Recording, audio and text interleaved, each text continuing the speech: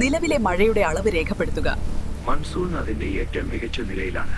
ലോകലക്ഷ്മി, നിങ്ങൾ emergency meeting വിളിച്ചോ? സമുദ്ര സിസ്റ്റത്തിന് എന്തു പറ്റി? ഇതൊരു സാങ്കേതിക തകരാറല്ല. ഞാൻ 100 തവണ ഈ സിമുലേഷൻ ചെയ്തു നോക്കി. മൺസൂൺ അത് നമ്മളെ പൂർണ്ണമായി ഒഴിവാക്കുകയാണ്. നമ്മളൊരു മരുഭൂമിയായി മാറും. But why? ഐസക്, ഞാൻ ആ മാറ്റം സംഭവിച്ച സ്ഥലത്തെത്തി.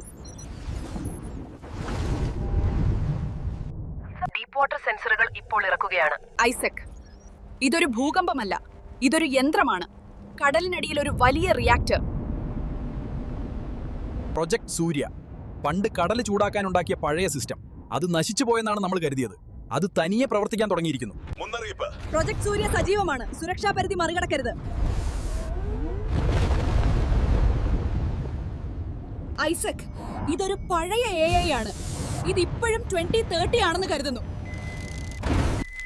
ആ ചൂട് നിന്റെ സബ്മറൈൻ ഉരുക്കിക്കളയും. നീ ഉടനെ തിരികെ വരണം. കേൾക്കാൻ കഴിയുന്നില്ല. ഞാൻ പിന്മാറില്ല. അതിനെ പുറത്തുനിന്ന് ഹാക്ക് ചെയ്യാൻ കഴിയില്ല. ഞാൻ അതിന്റെ പവർ കേബിൾ മുറിക്കാൻ പോവുകയാണ്.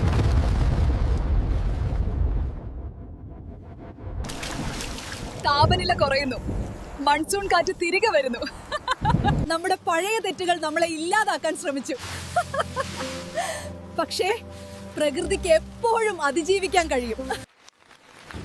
എന്റെ ഈ സാഹസികമായ യാത്ര നിങ്ങൾക്ക് ഇഷ്ടപ്പെട്ടെങ്കിൽ പ്ലീസ് ലൈക്ക് ആൻഡ് സബ്സ്ക്രൈബ്.